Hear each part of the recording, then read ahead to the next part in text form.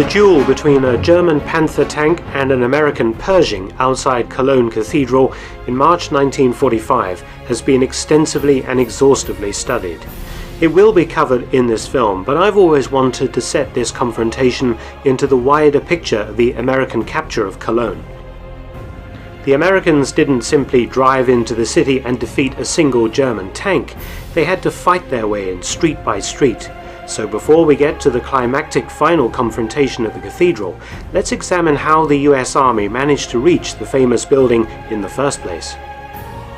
Cologne straddles the Rhine in western Germany, the last great Nazi barrier for the Allied armies to vault.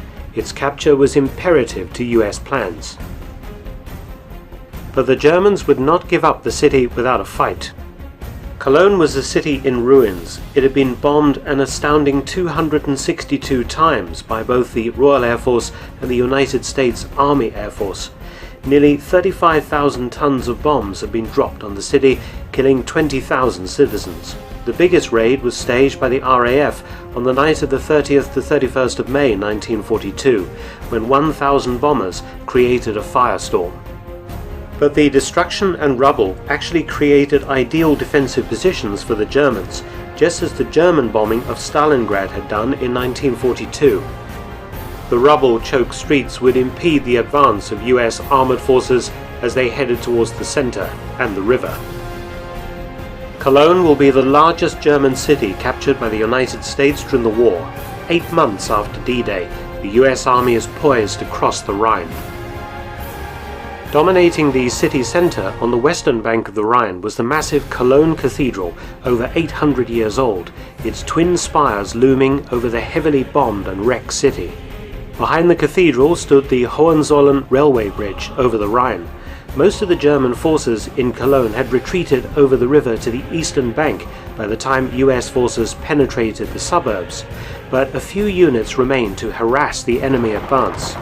The river itself was the final barrier. It was the stay-behind units that were to tangle with the US 3rd Armoured Division's advance. Alongside the 3rd Armoured's Sherman tanks were a few M26 Pershing tanks, almost brand new on the battlefield.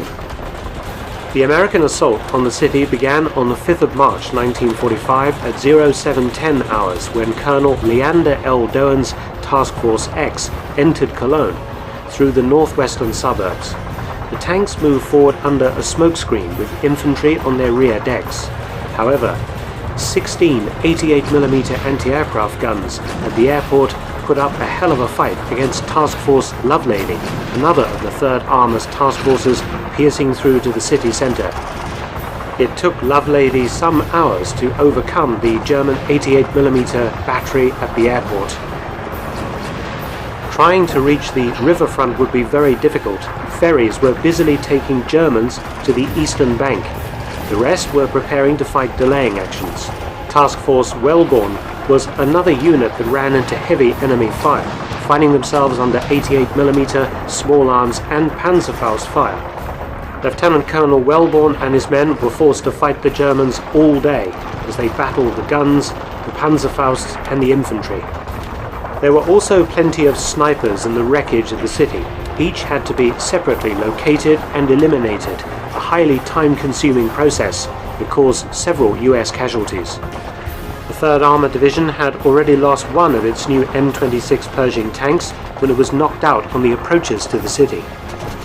On the following day, the 6th of March, the Americans probed closer to the Rhine and the centre. Suddenly, the Hohenzollern Bridge was blown by the Germans. Following the enormous detonations as the Hohenzollern Bridge was dropped into the Rhine, an unnatural silence settled over the city. It was a silence broken only by occasional German mortar fire and sniper fire from high up in the wrecked buildings. Occasionally, much larger German artillery shells came hammering in from the opposite side of the bank. The infantry supporting the 3rd Armoured Division now cleared the factory district, which was defended to the last by desperate German troops. By now, the American troops were only a few streets away from the enormous cathedral, which became a sort of aiming point for the advance. The Germans still had some armour left on the west bank of the river. and one of these tanks would now play its famous role in history. Oberleutnant Wilhelm Bartelbort commanded No. 2 Platoon, Panzerabteilung 2106, part of the Panzer Brigade 106 Feldherrnhalle. Most of Panzer Brigade 106 had been withdrawn to the eastern bank before the bridges were dropped into the Rhine. However, Bartelbort, aboard his Panther tank, was waiting close to the cathedral, next to the wrecked train station. The great cathedral was a symbol for the German people and would not be given up without a fight. US Sherman tanks advanced down Komedienstrasse towards the plaza in front of the cathedral. The Shermans are from Company F, 32nd Armoured Regiment. But the route is blocked by a mountain of rubble filling the street from Allied aerial bombing. Sergeant Kellner, leading, halts, but Bartelbort, hidden in the shadows of the railway station inside a tunnel, spots the top of Kellner's turret above the rubble and fires from 1,000 feet away. Kellner's tank is hit. Bartelbort fires again. Kellner, with one leg blown off below the knee, scrambles from his shattered tank. The rest of the crew bails out except driver Patrick and loader Speer, who have both been killed. Sergeant Kellner also dies of his wounds shortly after. The Sherman following Kellner backs up, and a message is sent to Sergeant Robert Early's Pershing tank that is moving along Anden Dominikanen, parallel to the Shermans.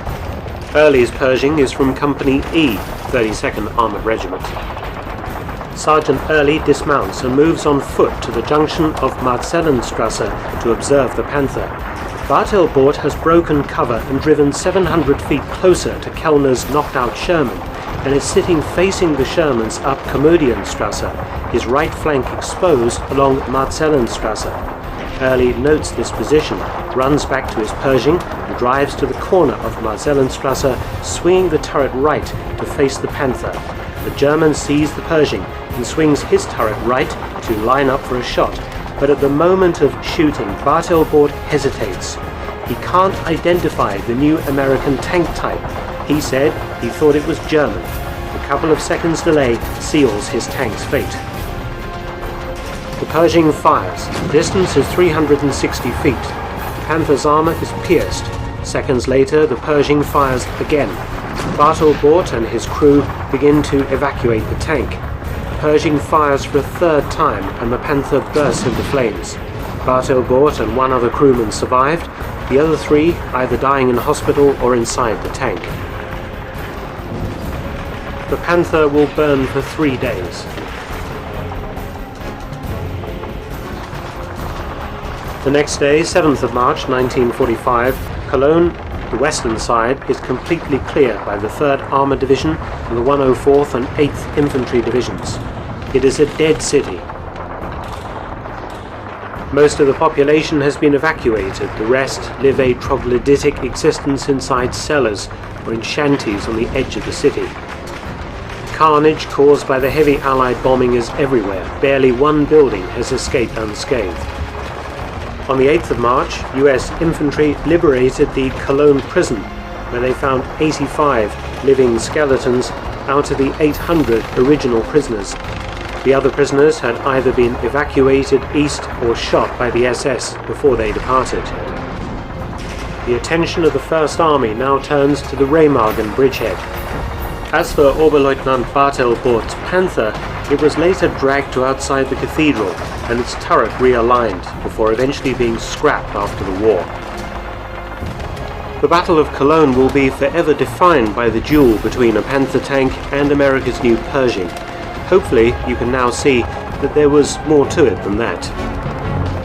If you've enjoyed this video, please do subscribe and also share. Many thanks.